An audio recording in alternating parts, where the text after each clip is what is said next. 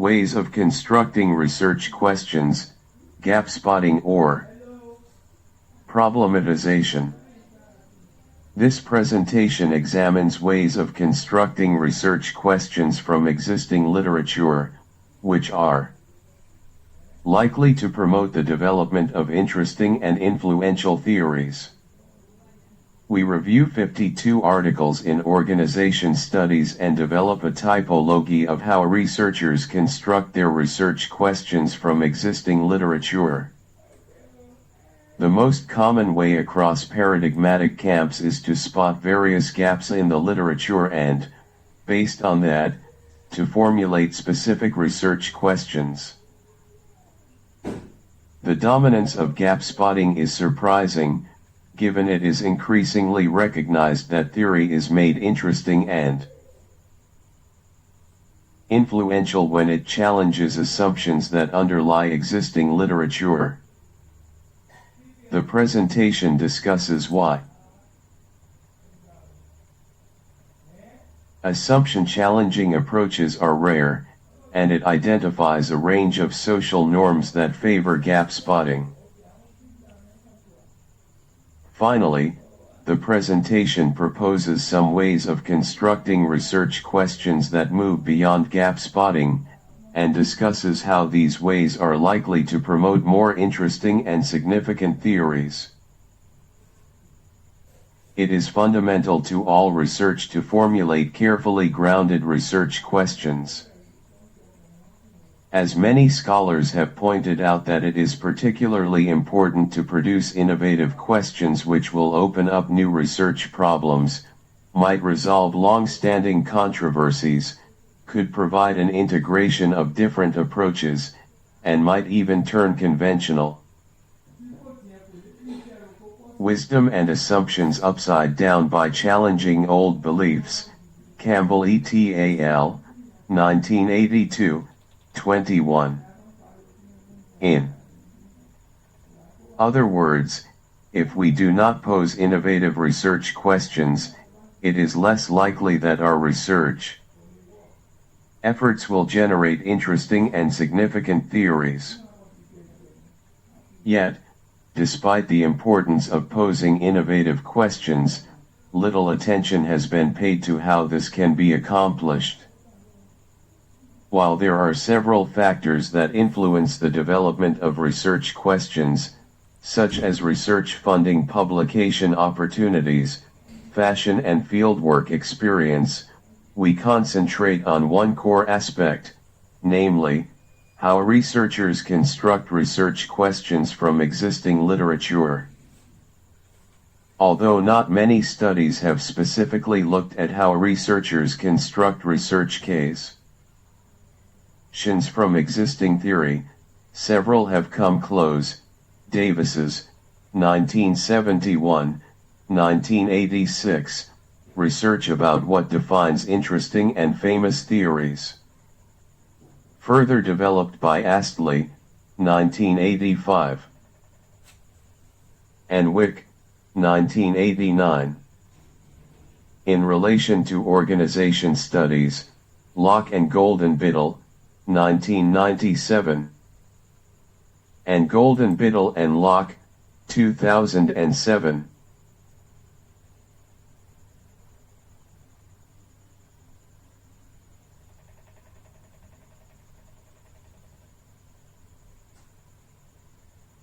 Studies on how researchers create opportunities for contributions in research texts. Campbell et al. 1982, Investigation of the Antecedents of Significant, and Less Significant, Organizational Research Findings. Frost and Stabelines, 1992, Study on Exemplary Organizational Research. Abbott's, 2004, Suggestion of Using Heuristics for Generating New Research Ideas, Smith and Hitz.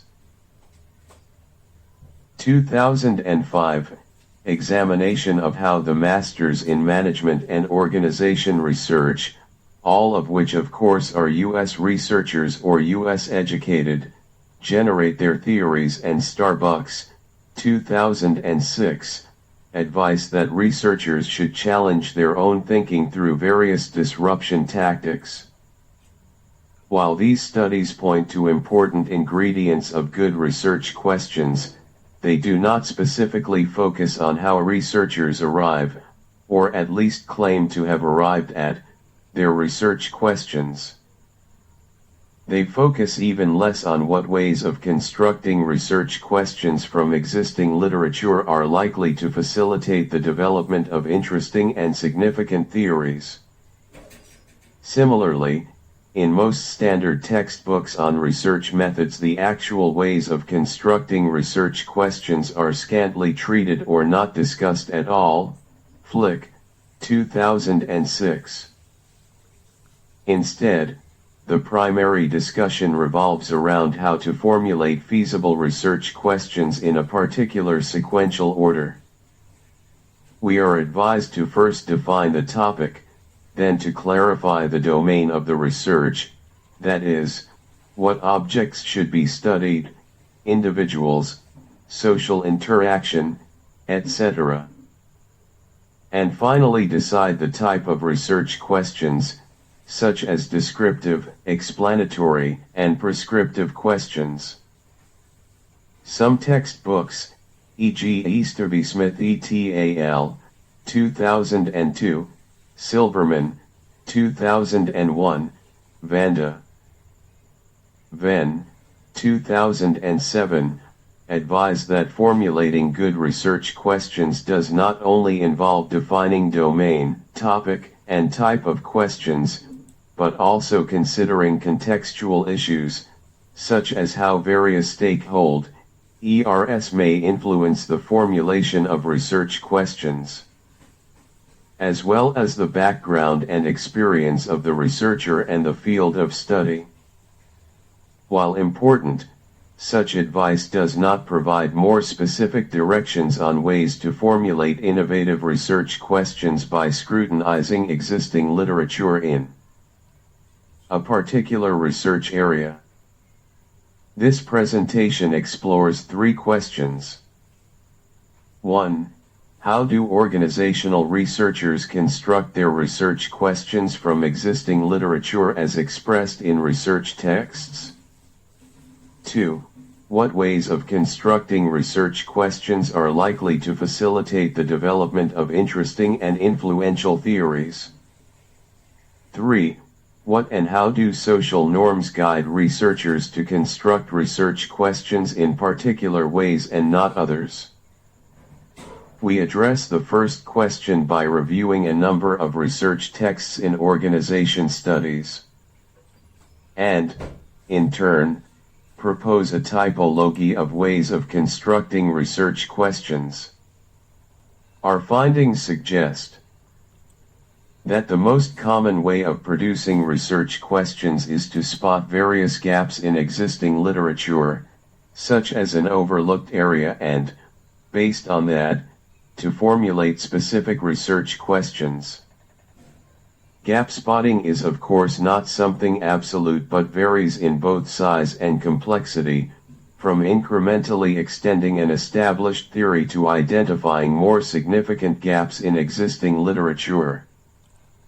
Our second question leads to the argument that gap-spotting questions are unlikely to lead to significant theories because they do not question the assumptions which underlie existing literature in any substantive ways.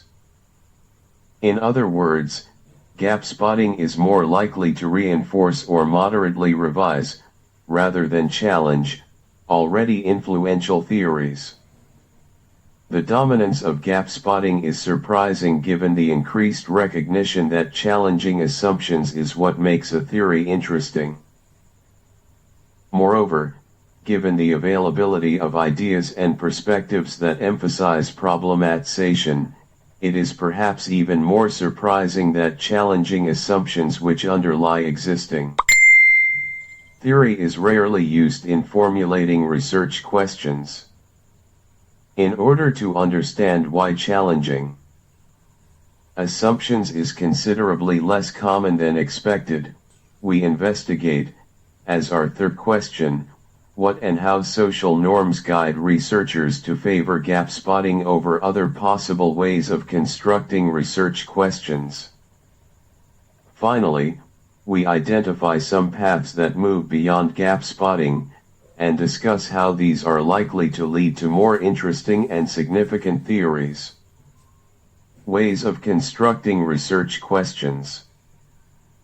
By examining how researchers construct their research questions from existing literature in research texts, we are, in one sense, unable to say anything about how researchers really arrived at their research questions. It is a complex issue, involving a variety of interacting processes and influencing elements, such as timing, chance, actively seeking exposure of different views and being immersed in the literature. Campbell et al., 1982, Frost and Stabline, 1992, Smith and Hitt, 2005, as well as paradigmatic. Social and cultural conditions.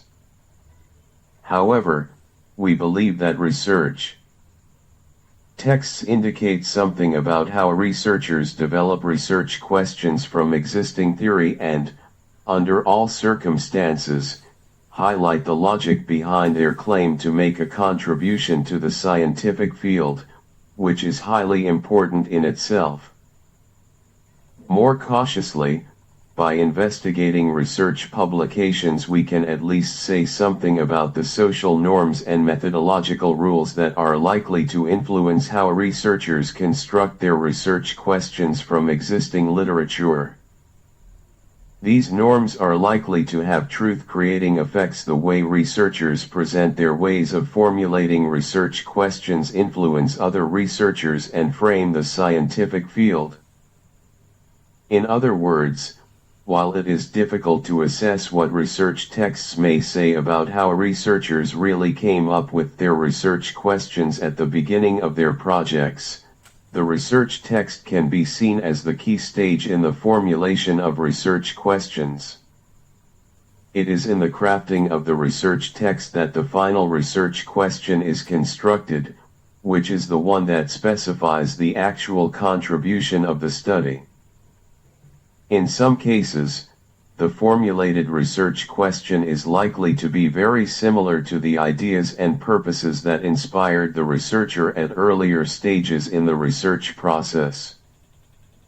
In other cases, the research question presented in the research text may bear stronger imprints from considerations of how to craft a persuasive text, rhetoric, and thus differ from what was expressed in the initial stages of the research process.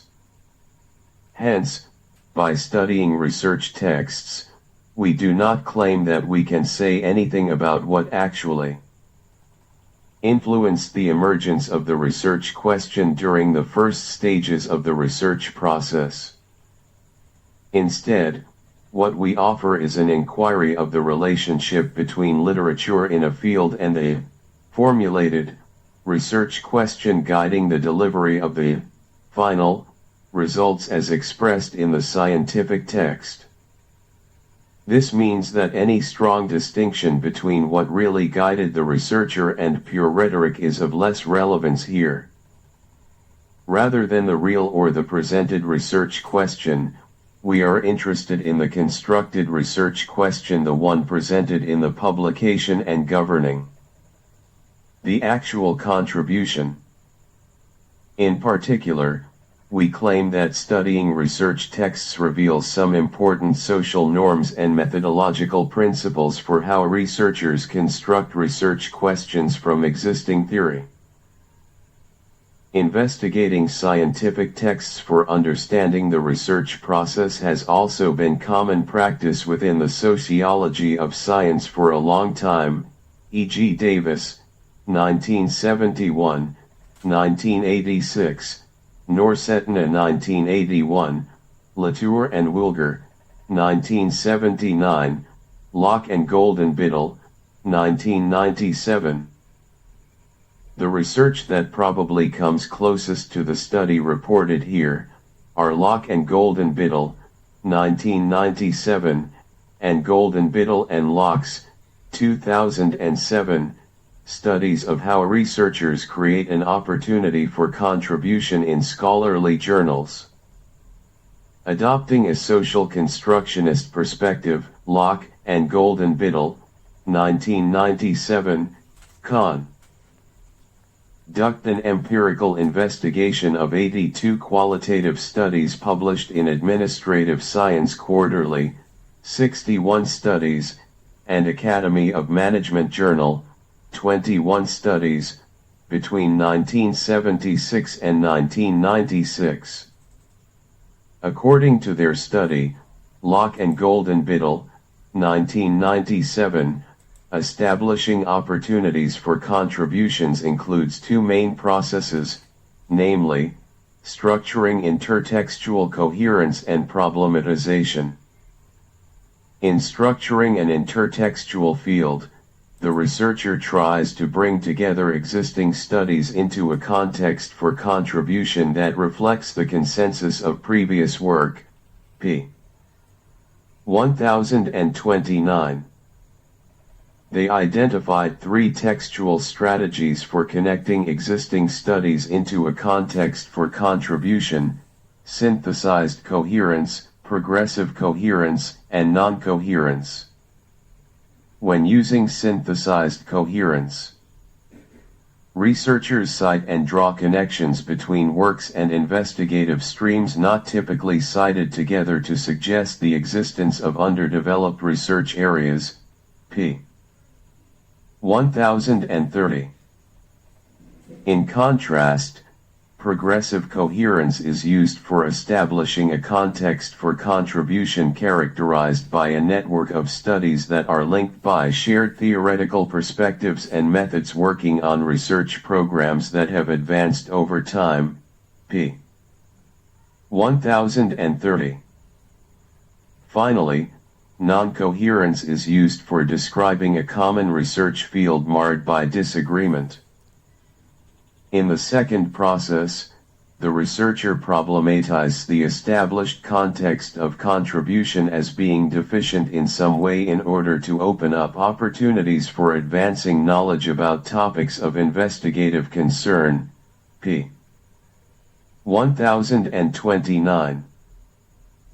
According to Locke and Golden-Biddle, almost half of the studies used an incompleteness strategy to construct an opportunity for contribution by claiming that existing literature was incomplete in some way or another, and that the researcher's own study would be able to advance it.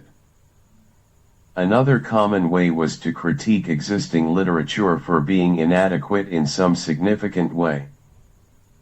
Here, it is claimed that prior literature has overlooked an important perspective which would have had the potential to further our understanding of the subject matter. A third and noticeably more uncommon way of questioning existing theory was to claim that it is incommensurate. Advocates of these few, 8, studies argued that existing literature not only neglected certain perspectives but also misguided the way knowledge was produced about the subject matter in question. The opportunity for contribution then is to provide a superior perspective that will correct the faulty existing literature. Locke and Golden-Biddle's, 1997, findings have also been confirmed more recently in other research areas, such as information systems, Barrett and Walsham, 2004, and marketing, Johnson, 2003. Constructing research questions and creating an opportunity for contribution are fairly close in the sense that a created space for contribution points to a specific question, and vice versa. It is therefore likely that Locke and Golden-Biddle's, 1997, analysis reveals important aspects of how researchers construct research questions from existing literature in research texts. For example, The strategies used for creating an opportunity for contribution indicate that a central component in researchers' ways of constructing research questions is to review existing literature in order to find some deficiency in it. Is it incomplete, inadequate, or even incommensurate, and, based on that, to motivate and specify their particular research questions. However, although Locke and Golden-Biddle's study provides valuable insights and conceptualizations of how researchers construct research questions from existing literature, their primary aim was not to articulate how researchers arrived at their research questions and, even less, to investigate which routes were likely to lead to the development of interesting theories. Therefore, the study reported here both extends and differs from Locke and Golden-Biddle in three important ways. First, this study specifically investigates and proposes a distinct typology of how researchers construct research questions from existing literature, with a particular focus on which ways that are likely to lead to interesting and significant theories. Second, we examine which social norms, broadly speaking, guide researchers' ways of producing research questions, in research texts. By investigating which social norms influence the development of research cases, we also go beyond the pure rhetorical focus applied in Locke and Golden-Biddle's study. Third, as outlined below, we also complement Locke and Golden-Biddle's study in three distinct ways. Our study, A, covers a broader set of journals with a significantly higher representation of European scholarship. B, in contrast to Locke and Golden-Biddle, who selected only qualitative studies. Our study consists of a mix of qualitative and quantitative studies and, C, while Locke and Golden-Biddle studied articles published during 1976 to 1996, we investigate a more recent sample of research texts published between 2003 to 2005. Perhaps the increasing popularity of skeptical approaches like post-structuralism and critical studies has modified the assessment made by Locke and Golden-Biddle. Method and research design. In order to identify how researchers construct research questions from existing literature, we reviewed 8 randomly selected issues from the following 4 leading U.S. and European journals: Administrative Science Quarterly, Journal of Management Studies, Organization Studies, and Organization. We selected 2 issues from each journal from 2003 to 2005. We avoided special issues. The main reasons for the choice of those journals were that they are all seen as premier outlets for leading-edge management research, they represent a fairly good spread when it comes to what research they publish, and they complement Locke and Golden-Biddle's study in important ways. The total number of articles reviewed amounted to 52. About half of the authors were from North America and the remaining from the rest of the world, mainly from UK. Similar to Locke and Golden-Biddle, 1997, although we examined the entire article, we concentrated on the first part of the articles, from introduction to method section, as it was there that the researchers most clearly expressed their ways of constructing research questions from existing literature. In particular, we carefully read the selected research texts and looked for key statements in which the authors signaled how they constructed their research questions from earlier research and theory. In the subsequent analysis, we searched for the meaning underlying the logic behind the ways of constructing research questions rather than using a detailed coding, as in grounded theory. Generally, the logic was often explicitly stated in the research texts.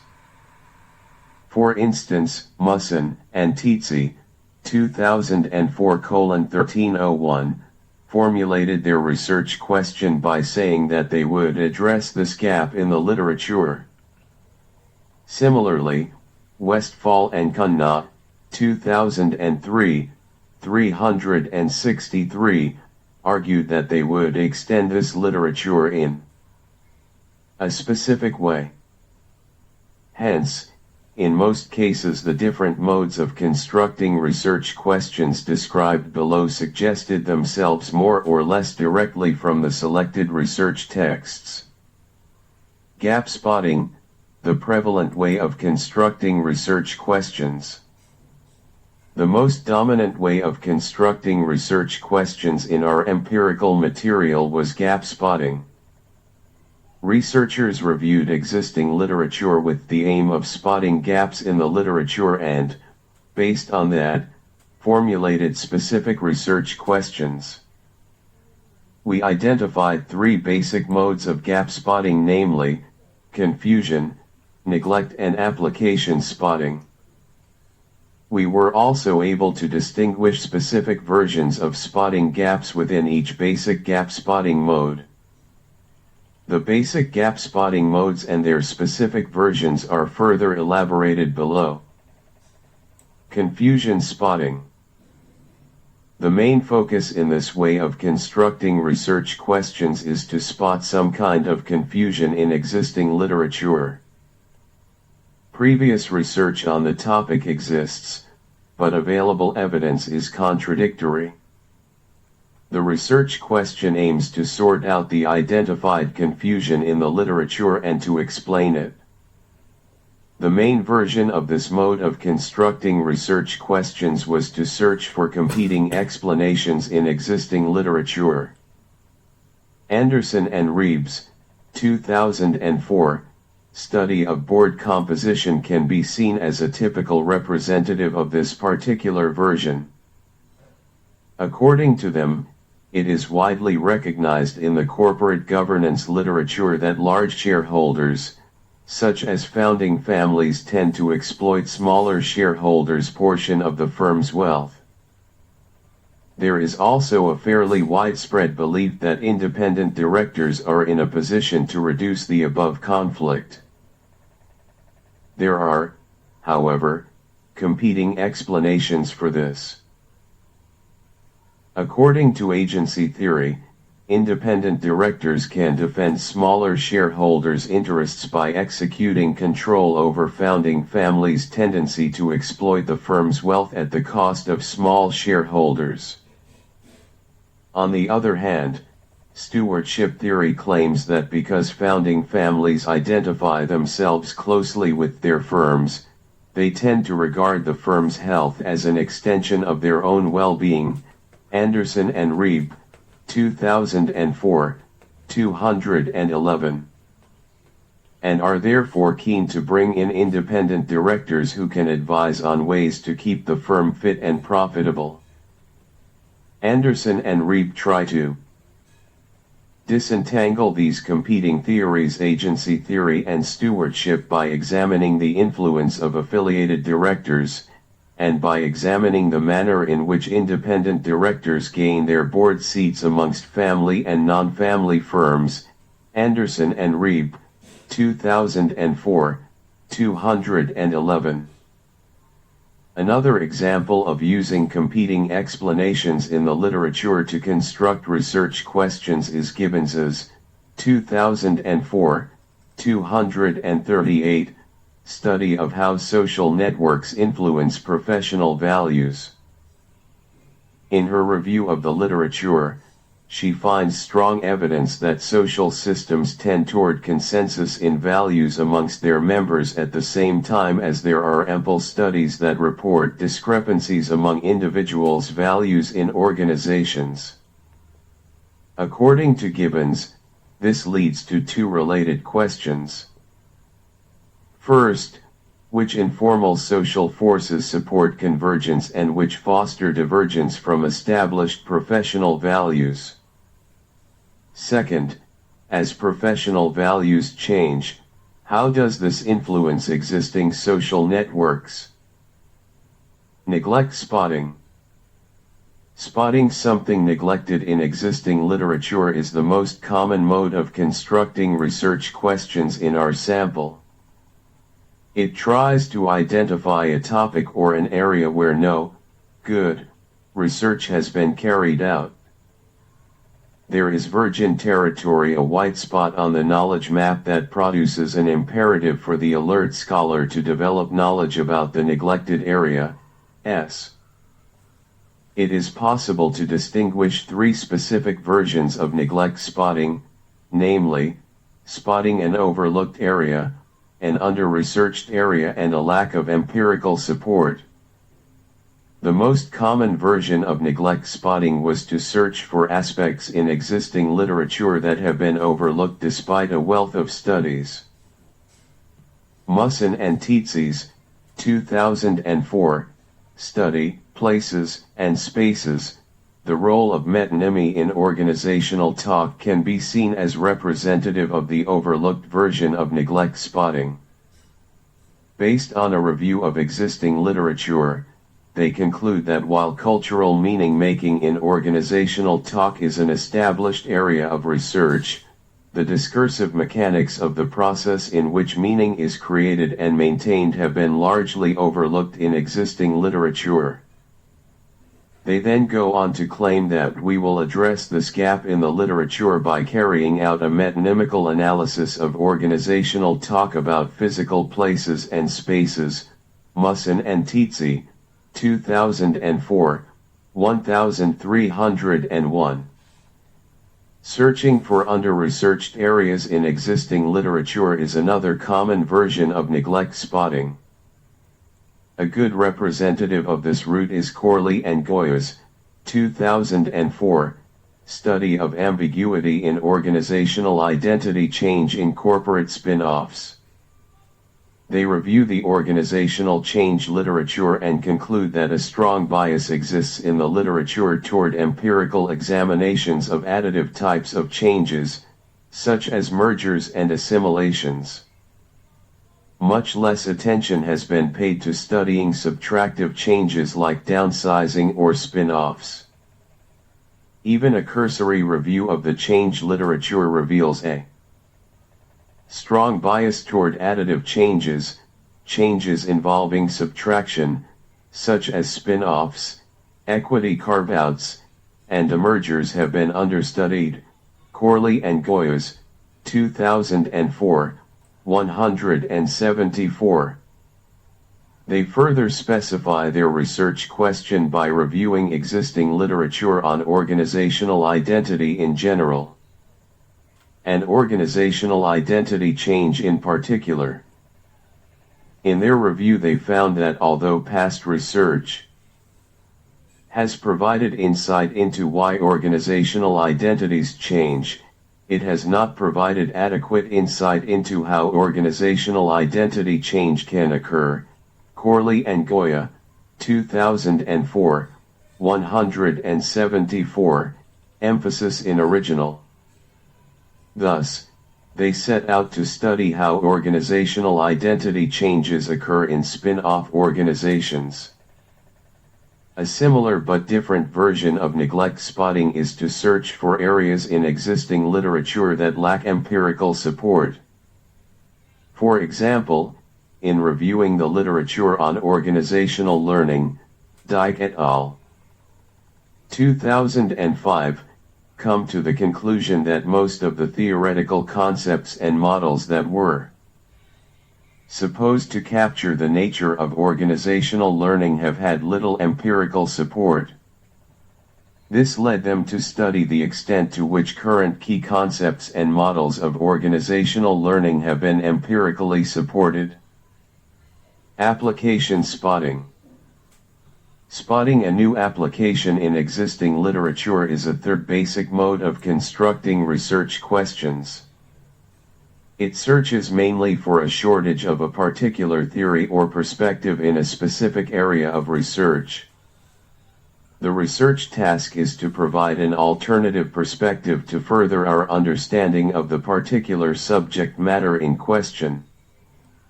Typically, advocates of application spotting claim that a specific body of literature needs to be extended or complemented in some way or another. An exam PLE of this version can be found in Watson's 2004 study HRM and Critical Social Science Analysis. He reviews existing HRM literature and concludes that it lacks a more critical perspective. Too much of the HRM literature is prescriptive and normative. In order to address this inadequacy, Watson's research task is to introduce a critical theory perspective into current HRM literature. Combinations. While many of the studies reviewed emphasize one major way of constructing research questions, combinations of different gap-spotting ways are not uncommon. For example, in constructing their research question, Schultz and Stabell, 2004, 550, adopt an approach which is partly confusion spotting, and partly application spotting. Their aim is to explore the contradictory, double-edged nature of knowledge by developing a theory-informed framework that highlights different assumptions about knowledge and its management. The framework draws upon the paradigm framework of Burrell and Morgan, 1979, and the revision of this by Dietz, 1996. Does gap spotting lead to interesting theories? From the above analysis we can conclude that gap spotting is by far the most common way of constructing research questions within organization studies, as stated within research texts. A central question is to what extent gap spotting is likely to facilitate a development of interesting and influential theories. The answer depends largely on what we mean by an interesting theory. The hallmark of a good theory has been that it is truthful to its subject matter and derived from rigorous research. But as Astley, 1985, Bartunek et al. 2006, Campbell et al. 1982, Davis, 1971, 1986, McKinley et al. 1999, Miner, 1984, and Wick, 1989, have pointed out, truth and rigorously executed research are typically not enough for a theory to be regarded as interesting and significant. According to Davis's 1971 comprehensive study, What Makes a Theory Interesting, and sometimes even famous, Davis, 1986, is that it challenges its audience's assumptions about the subject matter in some significant way. As Davis expressed it, the social researcher who wants to be certain that he, will produce an interesting theory about his subject must first familiarize himself with what his audience already assumes to be true about his subject, before he can even begin to generate a proposition which, in denying their assumption, will attract their attention. 1971, 337, emphasis in original. However, as both Davis, 1971, and Bartunek et al. 2006, noted, a study will not be seen as interesting if it denies all of the audience's assumptions. If the audience's whole assumption ground is disputed, it is likely that most readers will regard the study as irrelevant and absurd. Instead, it is those studies that challenge some, but not all, of the reader's assumptions that will be regarded as interesting and important. Similarly, in their study of what is necessary for a theory to become established as a new theoretical school, McKinley et al. 1999, emphasized the importance of a balance between novelty and continuity.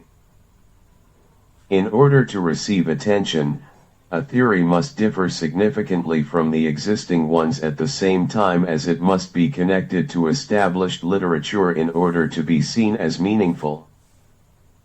The importance of challenging assumptions and creating novelty is further supported by Harjan's 2000 study about how researchers use references. He shows, hardly surprisingly, that studies that have broken new grounds are significantly more cited than those that primarily build on the foundational articles in an already established research area. However, if we look at how the researchers describe their ways of constructing research questions in the 52 journal articles analyzed in this study, none of them actually make a deliberate attempt to challenge the assumptions underlying existing theories of the subject matter in question.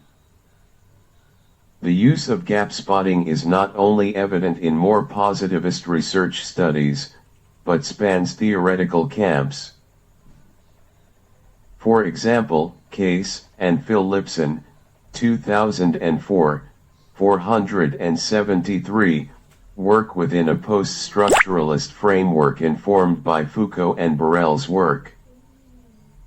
They describe their ways of constructing research questions as gap spotting by identifying an under-researched area, to the best of our knowledge. There have been no reputable investigations of the influence of astrology and alchemy on practices within the contemporary worlds of organization and management. Similarly, Vara et al. 2005, who apply a linguistic power framework informed by theorists, such as Clegg and Foucault, together with post-colonial research, justify their research question by spotting natural languages as an overlooked area in organization studies. Organizational scholars have examined language use in organizational processes and practices and highlighted the culture-knowledge power linkages from the early 1970s. Natural languages have, however, received very little explicit attention by organization scholars. 2005, 597. The same applies to almost all studies discussed by Locke and Golden-Biddle, 1997. Only 8 out of 82 used an incommensurability strategy, and did so only to a limited extent. When researchers adopt a critical perspective, it often involves certain challenges, and the outcomes may be quite upsetting for people who hold conventional beliefs.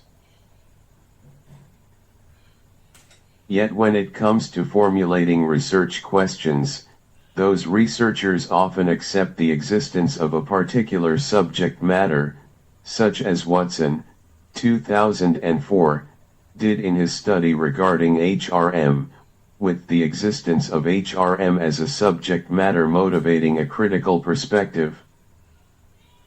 Problematization, an obvious alternative.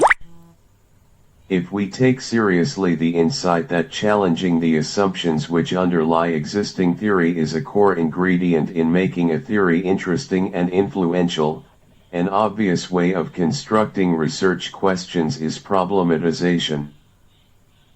Although it could be argued that every scientific inquiry involves some form of problematization, Dewey, 1938, Foucault, 1972, Freire, 1970, Locke and Golden-Biddle, 1997, Mills, 1959. We do not have in mind Locke and Golden-Biddle's, 1997, broad and generous definition of problematization as critiquing established literature with the aim of spotting a gap.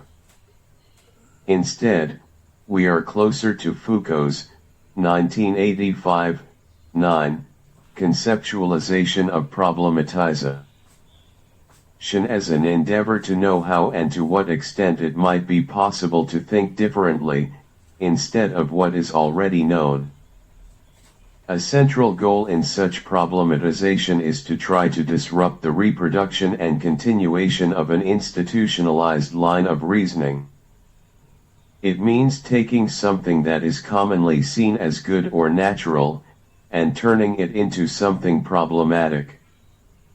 Specifically, problematization as we define it here aims to question the assumptions underlying existing theory in some significant ways. Moreover, we do not see problematization as an end in itself, as is done in some research orientations, e.g. postmodernism, feminism and critical theory, further described below. Instead, we see it as a means to identify and challenge assumptions underlying existing theory and, based on that, being able to formulate more informed and novel research questions. Similar to gap spotting, problematization also varies in range and complexity, from questioning minor assumptions underlying existing theory to the problematization of assumptions that may underlie an entire theoretical field such as leadership, Alvesen and Sandberg, 2010. Therefore, problematization does not need to involve challenging the assumptions underlying an entire paradigm and, thus, produce a scientific revolution. Kuhn, 1970. It can equally be about challenging some moderate assumptions which underlie existing theories within a particular school of thought or intellectual tradition. It does, however, go beyond minor critique or revisions of a puzzle-solving nature. Hence, while gap spotting means identifying various gaps in existing literature, e.g. confusion, neglect, and application spotting, it does not actively challenge the assumptions underlying existing theory. Problematization, on the other hand, is about challenging assumptions which underlie existing theory in some significant ways. When some important assumptions are problematized, this becomes an opportunity for critical insights and new ideas of a more radical character. Interesting research results can, of course, be produced in other ways than challenging assumptions which underlie existing theory. We certainly do not think that all studies would benefit from only or mainly giving priority to problematization in formulating research questions. However, we emphasize problematization as a key element in producing new and inspiring points of departures for theory development. Given that several problematization turns in social science have provided resources for rethinking established ideas and ways of ordering/freezing the social world into specific phenomena, today's researchers ought to be in a particularly favorable position for using problematization as a way of constructing research questions. Why use gap spotting and reduce the chance to create interesting theories?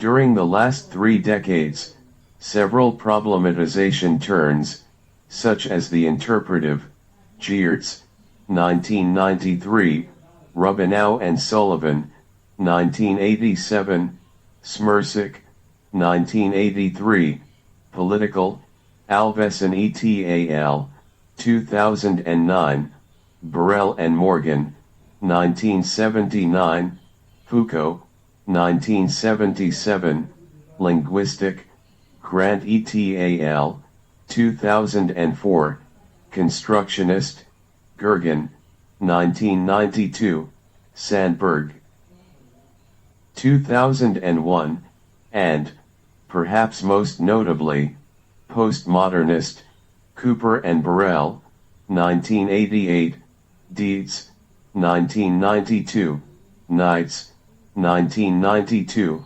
Rosnaw, 1992, have taken place in organizational science and social sciences more generally. They have provided a rich variety of ideas, perspectives, and literature that a. encourage a challenging of assumptions, a rethinking of received wisdom and established vocabularies, and b. provide a wealth of resources for doing so.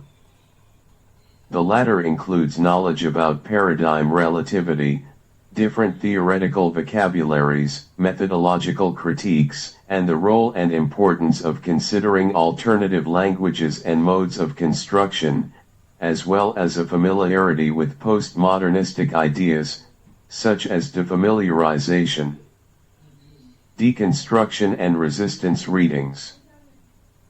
Given the availability of ideas and perspectives that emphasize problematization in research, it is remarkable that the majority of researchers, from positivists to postmodernists, seem to use gap spotting, rather than problematization, as their preferred way of constructing research questions. Indeed, we do it to a high degree ourselves in this article, motivating our approach with the absence of studies on how researchers construct their research questions. We do not, of course, deny the existence of efforts to rethink other approaches in organization studies. There are several high-profile examples in organization studies, e.g. Brunson, 1985, 2003, Perrow, 1978, Wick, 1995, see also Barley, 2006 for a discussion, although many of these import ideas and more or less ready-made problematizations from master thinkers and traditions, such as a Baudrillardian, Grandy and Mills, 2004, or a Foucauldian perspective on a particular field, e.g. Knights and Morgan, 1991, Townley, 1993.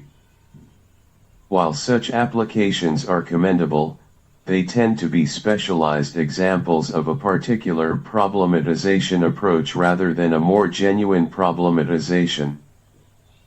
In other words, they are often a prolongation and application of someone else's problematization and are not, in themselves, examples of how the research question is an outcome of active problematization. While it was rather surprising that only a few signs of ambitious problematization appeared in Locke and Golden-Biddle's sample from 1976 to 1996, it was even more unexpected that our more contemporary sample from 2003 to 2005 showed the same pattern.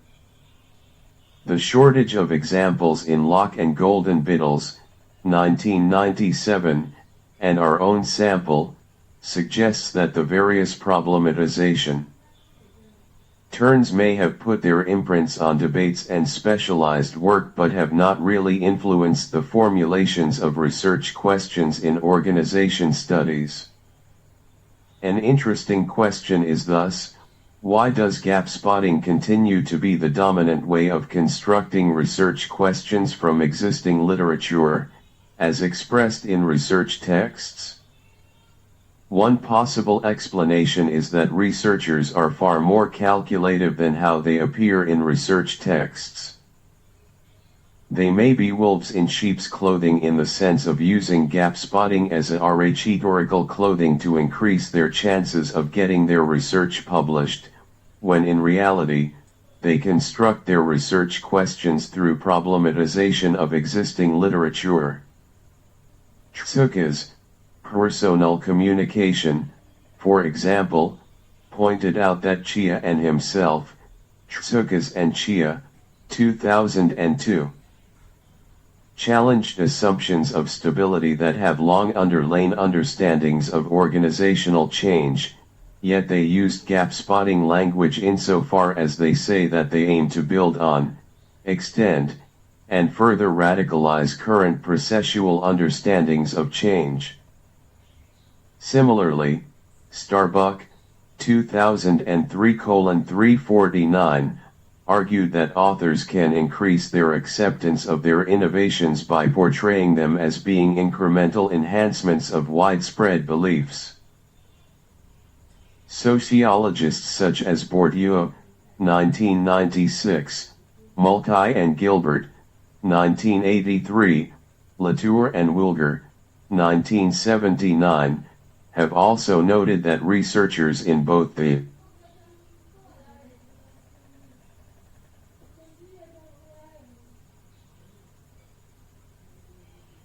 natural and social sciences are far more reflective and questioning when producing knowledge than is evident in their published texts.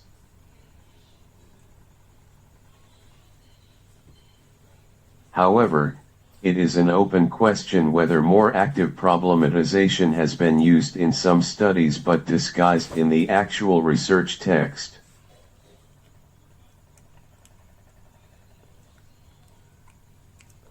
If problematization is hidden or downplayed in research texts, the question emerges, why do researchers refrain from formulating their work in ways that, according to studies of influential theories, may increase interest and attention? This is puzzling because, as Ms. Rucci and Fien, 1999, 653, noted, whatever motivates the effort of the scientist, most people hope that their work will be, if not revolutionary, at least influential. In other words, why would anyone bother to assert a knowledge claim that is less likely to generate interest and attention from the field?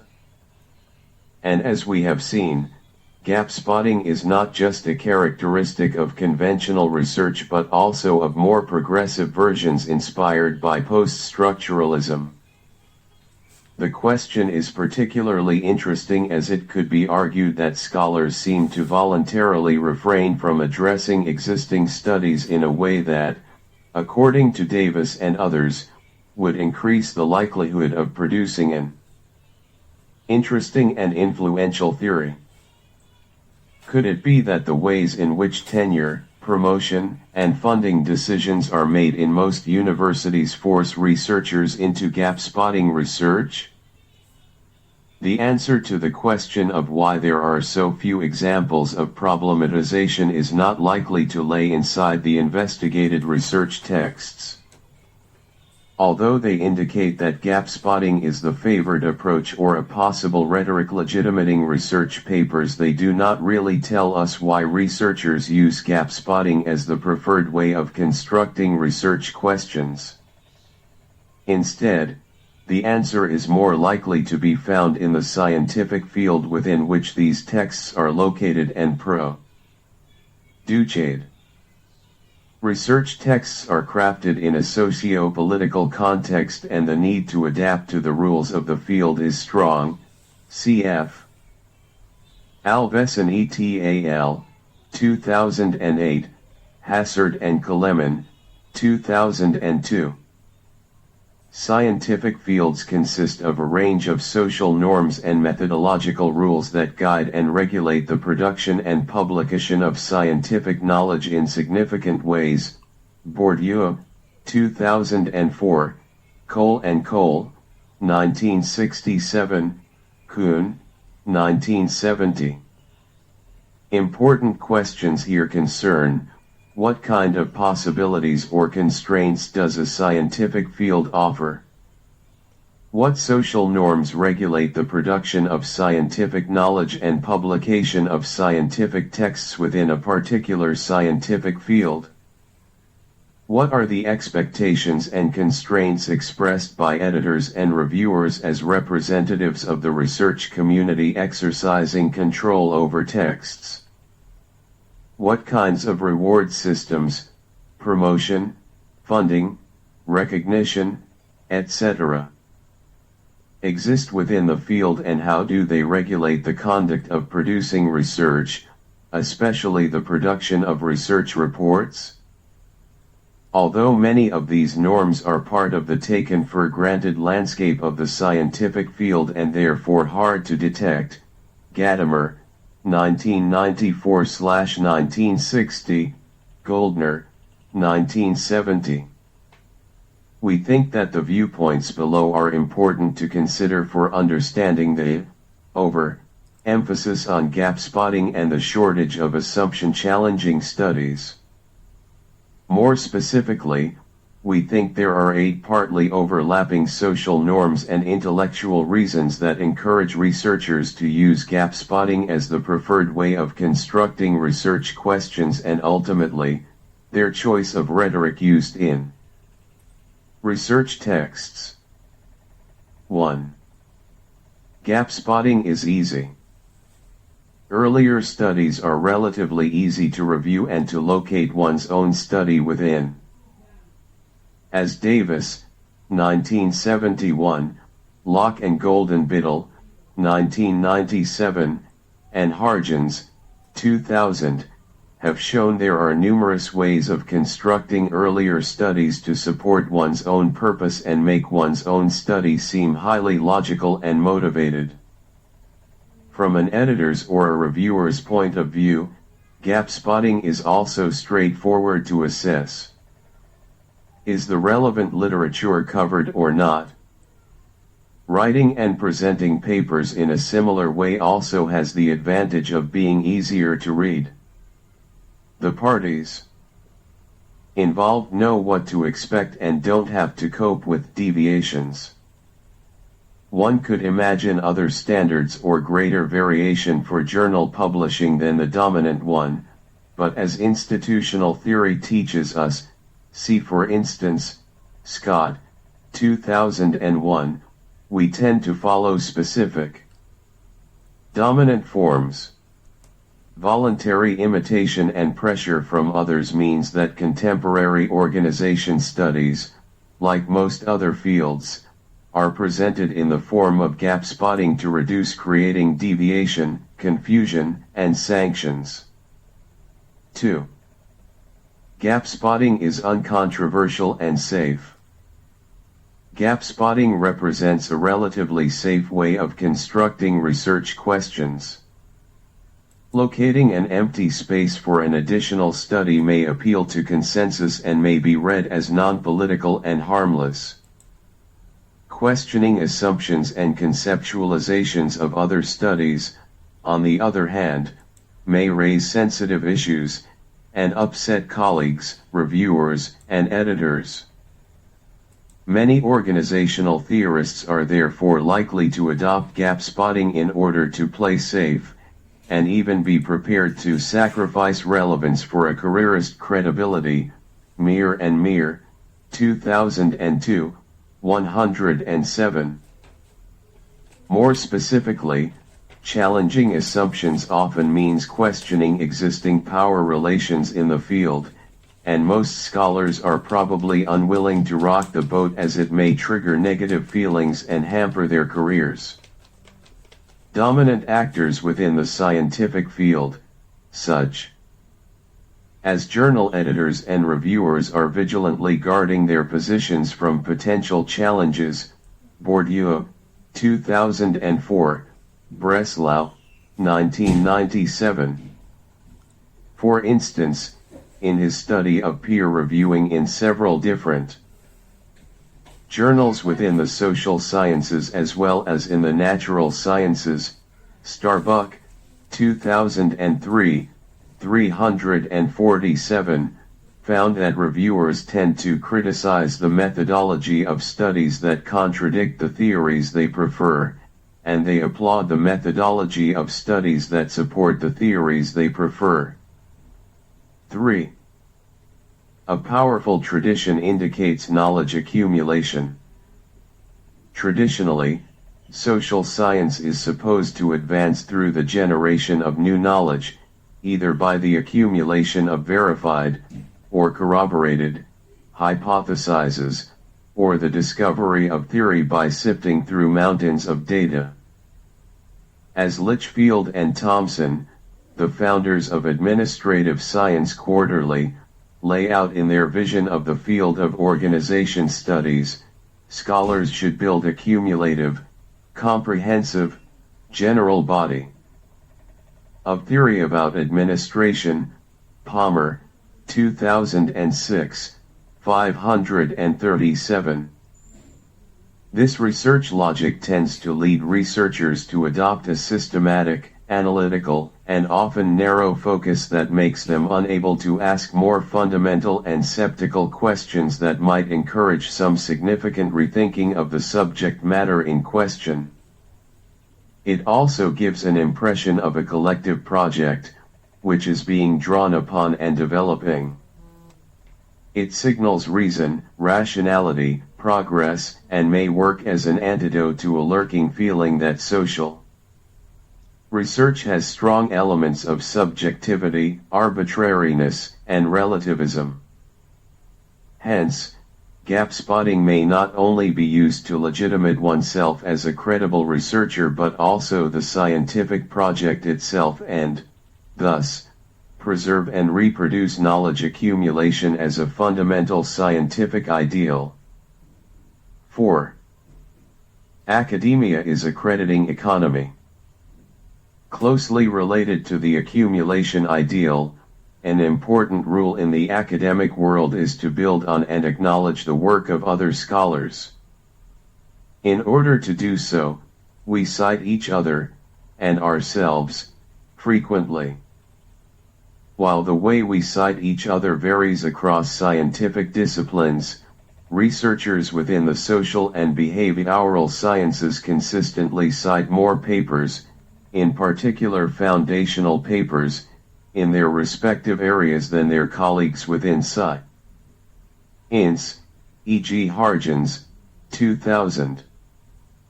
As was evident in Locke and Golden-Biddle's 1997 study, as well as our own, researchers usually provide a lengthy discussion in the beginning of the article with the aim of positioning themselves, i.e. to demonstrate the importance of their own study, within the established literature. In particular, researchers often use what Hargens, 2858, called orienting reference lists to demonstrate that their framework constitutes an acknowledged scholarly position in order to persuade potential readers about the importance of their work. However, academics not only cite other academics to acknowledge their ideas but also to increase their chances of getting published. Baird and Oppenheim, 1994, and, in particular, to receive high citations from other scholars. Receiving a number of citations generates rewards, symbolic rewards such as self-esteem and status, and material rewards like promotion, higher pay, more money for research assistance and traveling, or less teaching. In order for the academic crediting community to work, those involved must act based on the premises. As MacDonald and Cam, 2007, 645, point out, a range of studies, e.g. Macroberts and Macroberts, 1989, Felon, 1999.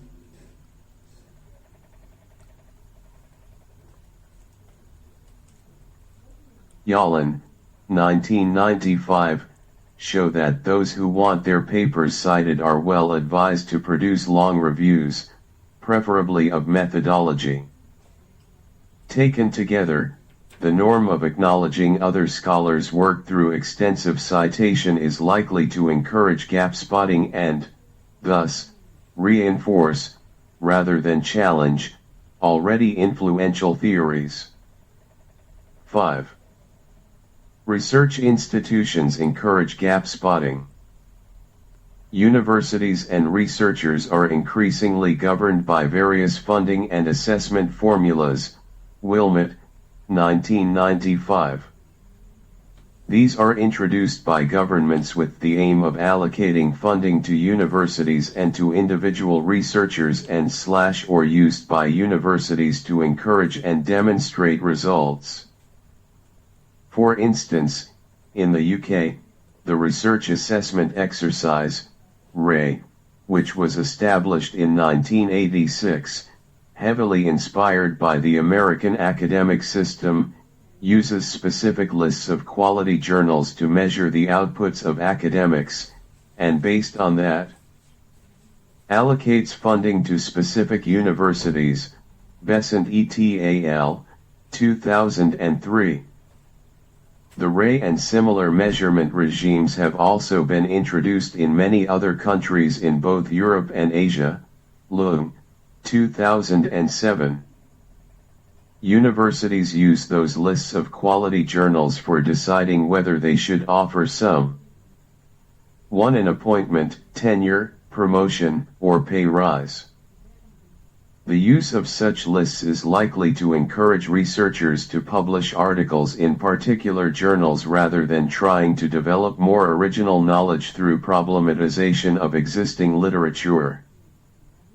As MacDonald and Cam, 2007, 640, noted, a paper in one of the quality journals of management studies is much more important as a unit of measurement than as a contribution to knowledge.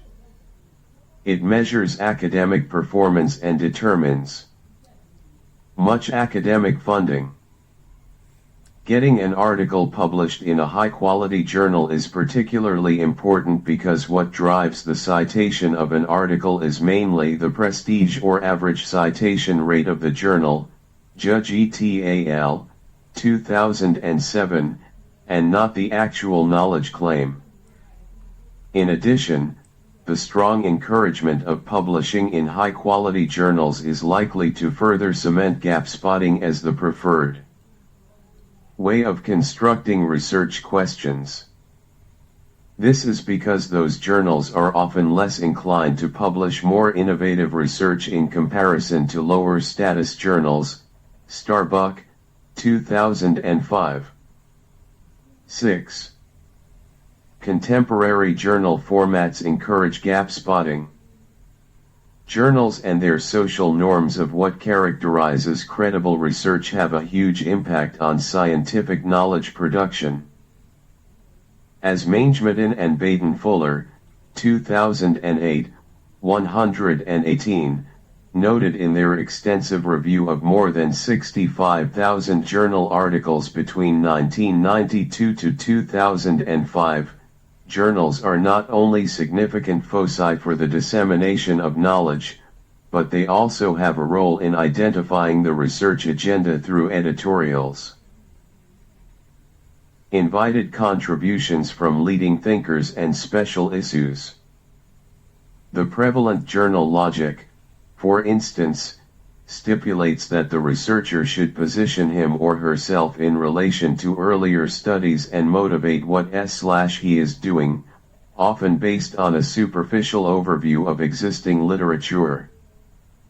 For example, in its criteria for publication, Academy of Management Journal stipulates that submissions should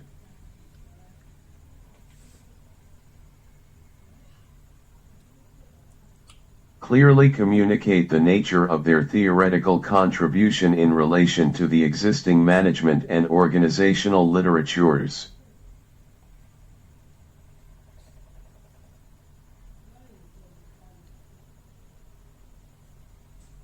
Similarly, Journal of Management Studies says that its main criterion for publication is that a submitted article should contribute significantly to the development of coherent bodies of knowledge.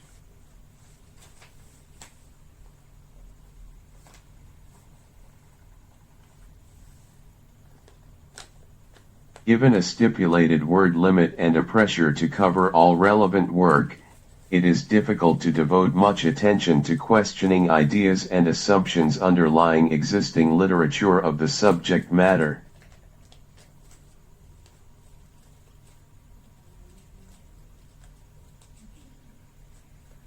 A notable exception is Coggett's 2006, 2, introduction of himself as the editor for the European Management Review.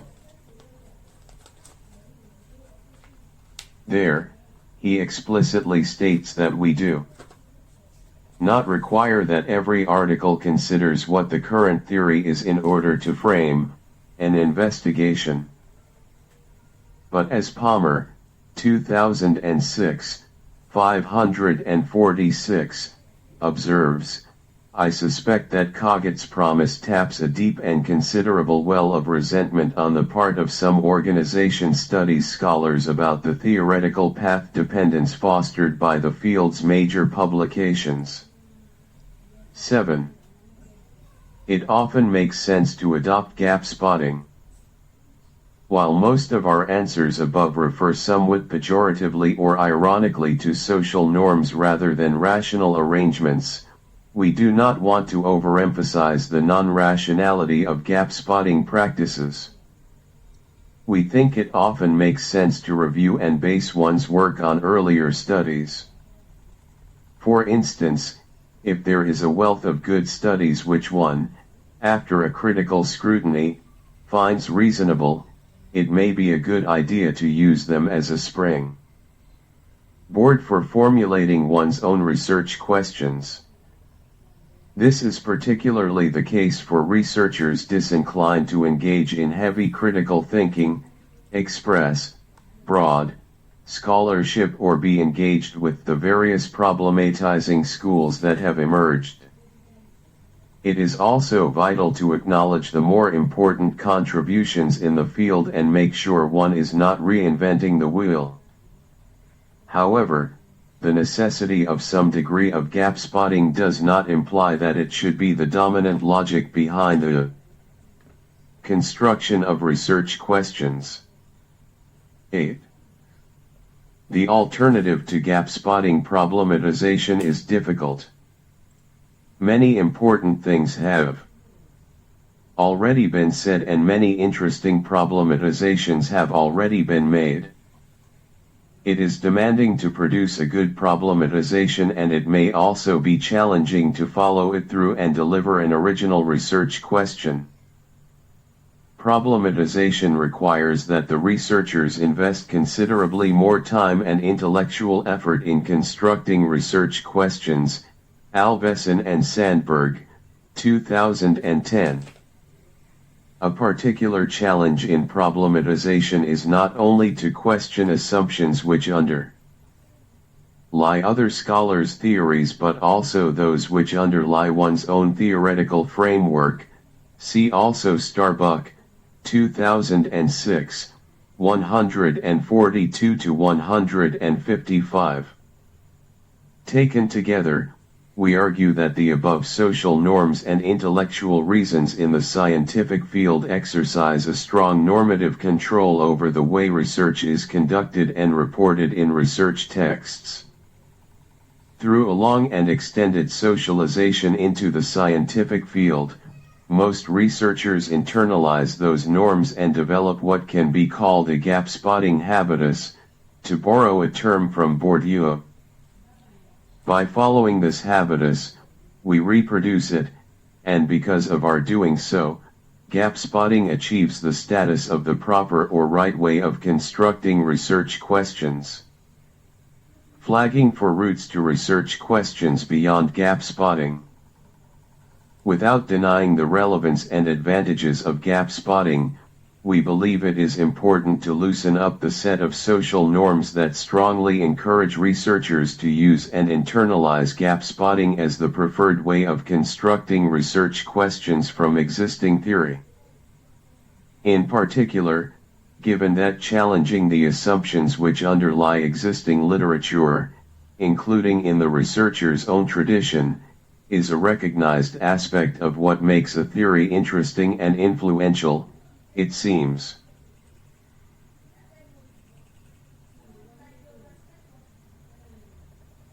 Motivated to broaden our norms and methodological guidelines for knowledge production so they not only encourage gap spotting, but also enable and actively promote the development of approaches that focus carefully and critically on assumptions, worldviews, perspectives, conventions, selective language and other elements in formulating research questions.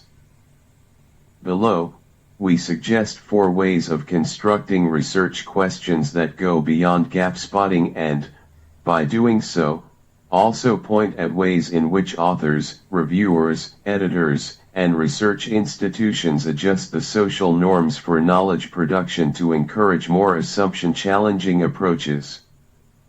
Critical confrontation. Here, the researcher criticizes a theory or a field based on the identification of some shortcomings. The critical confrontation may take the form of application spotting, such as when a particular area lacks a critical perspective. It may also be framed in more confrontational and assumption-challenging ways worthy of its own category, e.g. as different from application spotting. Most critical management studies and post-structuralist deconstructionist studies exemplify this way of constructing research questions. New idea.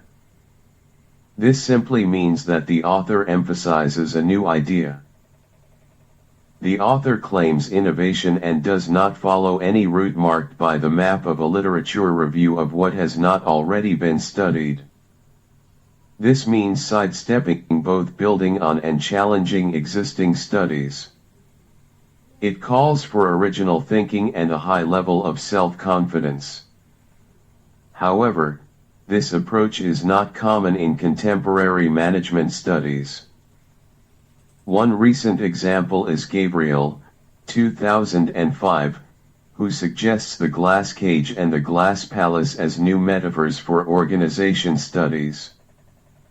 He relates these metaphors to Weber and many others, but not in a way that identifies some unresearched terrain within Weber-inspired studies, nor as a problematization of the iron cage theory or literature.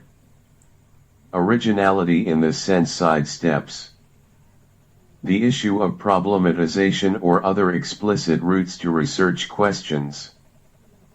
There is often an implicit reference to gap spotting. But while gap spotting typically identifies a narrow area that has not been sufficiently studied, the new idea approach claims a broader, more conceptual contribution.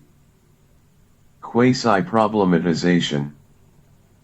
In this case, there is a problematization claim, but the researcher is smuggling in a prefabricated, ready-made alternative to what is presented as a genuine problematization. Girard, 1988, refers to this tendency, perhaps more common than real problematization, as follows.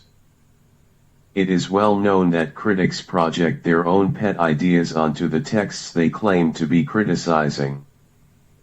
They exhibit their discoveries triumphantly and rhapsodize over their relevance, without ever suspecting that they have retrieved unaltered the very thing they fed the machine in the first place to ensure its functioning. Girard, 1988, 229. This sounds harsh, and a more positive framing may make sense. It is also often difficult to distinguish quasi from more genuine problematization.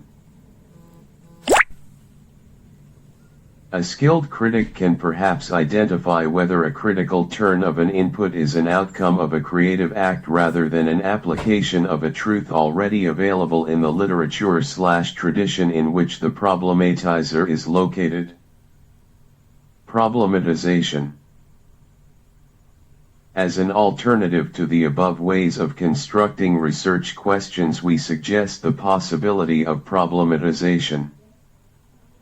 Here, the logic behind the formulation of a research question is a critical rethinking of a particular theoretical tradition, a vocabulary, and the construction of an empirical terrain. This leads to the reformulation of some basic elements of received wisdom and the carrying out of new, perhaps surprising and logic-breaking questions. Problematization can, and usually does, draw upon various intellectual resources, such as one or several of the problematization turns described above. But a key criterion for problematization as we define the enterprise in this article is to go beyond the application of a particular approach. This makes high demands and some originality. These four versions deviate from the gap-spotting logic in the sense that they do not merely follow the scrutiny of the relationship between earlier research and sufficient knowledge about a particular theme as the broad route to take. We can distinguish between a track-bound and a disruptive mode of formulating research questions. Track-bound research follows procedures, and uses other work and empirical observations as positive signposts and building blocks to stand on when formulating research questions. Disruptive research involves critique and problematization and aims at confronting or preventing a particular logic from being outlined. Disruptive modes are also inclined to specify problems with this research rather than issues that remain to be researched. Only what we refer to as problematization is mainly disruptive. Critical confrontation, quasi problematization and to some extent a new idea typically draw upon a degree of track-boundedness. Critical confrontation follows a particular alternative position used for an attack of a competing one. Quasi-problematization is a special case, containing both track-bound and disruptive elements. A new idea transcends the distinction. Table 2 below summarizes the prevalent modes of gap spotting and possible alternative ways of constructing research questions identified and discussed in this study. A distinction can be made between track-bound and disruptive modes of constructing research questions. Gap spotting and problematization are of course not mutually exclusive. Any problematization calls for some scrutiny of particular debates, critiques and possible earlier challenges of assumptions in an area. One must make clear that others have not offered the new framework or idea emerging from a problematization before. Indeed, sometimes it is a matter of further developing problematizations introduced by others. There is also unconventional track-bound studies, often a minor degree of problematization although less directed at assumptions rather than other insufficiencies of existing literature before carving out the empty gap in the knowledge terrain to be filled by one's own study. Both gap spotting and problematization can vary in scope and complexity. There are in most projects some ingredient steps, considerations, combinations of minor problematization and some gap spotting. Blending approaches is possible and often motivated, which this article is an example of. Different parts or stages in a research process may include strong elements of gap spotting or problematization and modes of relating to the literature in relationship to the generation of a research question. Nevertheless, the major elements in gap spotting and problematization are, as previously discussed, very different. They refer to distinctly different research logics. Gap spotting expresses faith in existing studies, and the assumptions on which they are based, and strives to build positively on them. Problematization is more skeptical. It asks what may be fundamentally wrong with the assumptions underlying existing studies, even those underlying one's own favorite theories, and tries to challenge them as a key ingredient in constructing research questions. As we have seen, very little of the latter is apparent in the crucial and final step of formulating research in research texts. The extent to which problematization is used more in fieldwork or in other stages of the research process is an interesting topic, but goes beyond the scope of this article. Conclusion. Our primary aim in this study has been to investigate the ways in which researchers construct research questions from existing literature, with an emphasis on those ways that are most likely to promote the development of interesting theories. The study makes 4 interrelated contributions to that area. First, based on an empirical study of research texts in organization studies, we found that gap spotting is the dominant way of developing research questions from existing literature. It is by looking for gaps, either lack of studies or shortage in the delivery of conclusive results in existing literature, that research questions are constructed. Within the overall category of gap spotting, we identified 3 basic versions, namely, confusion, neglect and application spotting. Second, we addressed the issue of what ways of constructing research questions may lead to interesting and significant theories. Arguably, gap spotting questions are not likely to lead to the development of interesting theories because of their failure to challenge the assumptions which underlie existing theories. We point to problematization as an obvious alternative, but conclude that it is rarely used. This is surprising given the growing recognition that challenging assumptions is what makes a theory interesting and significant. What is more surprising, though, is that even advocates of the various problematization turns, e.g. interpretive, political, linguistic, constructivist and postmodernism, which actively encourage researchers to challenge assumptions and rethink received wisdom, seem to apply gap spotting as their preferred way of constructing research questions. There are of course exceptions, and many studies include minor elements of problematizations, although they do not typically challenge assumptions in any ambitious sense. Third, our study suggests that while conventional research and their opponents, e.g. postmodernists, critical theorists, and advocates of other problematization turns, differ considerably, they often appear to converge when it comes to how they construct research questions from existing literature. They share or at least comply with and reproduce a set of social norms and conventions about how to construct research questions that go beyond paradigmatic differences. We identified 8 overlapping social norms and intellectual reasons that strongly lead researchers to use gap spotting for constructing research questions from existing literature. 1. Gap spotting is not particularly demanding. 2. Gap spotting is an uncontroversial and safe way of constructing research questions. 3.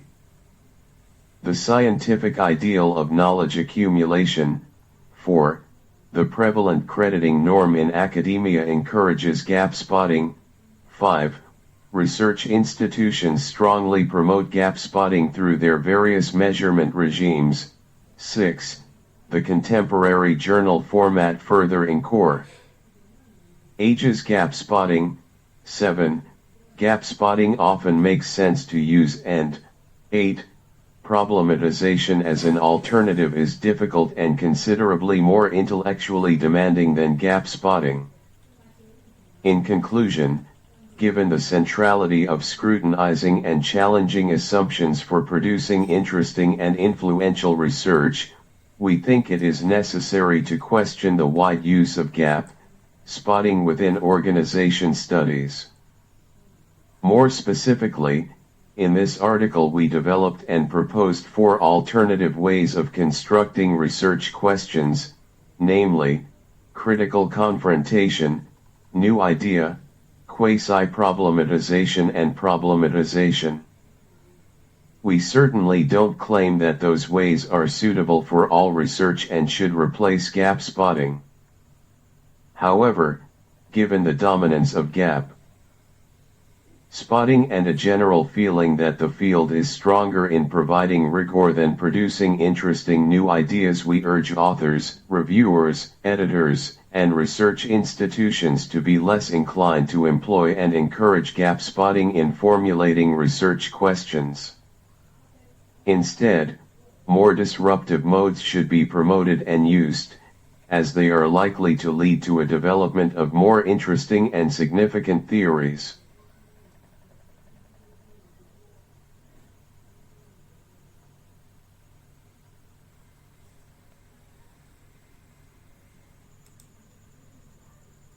Summary of ways of constructing RQs. 1. Formulate your research questions from the gaps identified. 2. The research questions must be sequential. 3. Engage on heuristics and critical thinking. 4. Consider the social norms and interactions in the society. 5. Tap on your background and experience. 6. Research questions should be on gap spotting i.e. address the overall aim and objectives. 7. Research questions may challenge previous assumptions which underlie existing theories, problematizing. 8. Seek exposure to different views in the literature and methodological rules. 9. May construct research questions from existing literature by connecting existing studies into a context that reflects progressive coherence, synthesist coherence, and non-coherence. Progressive coherence, contribution through network of studies. Synthesist coherence, seeking under-researched areas, overlooked areas, or areas that lacked empirical support. Non-coherence, research areas marred by disagreements. 10. Construct research questions from deficient and neglected research areas. 11. RQs and creating space for contributions are close.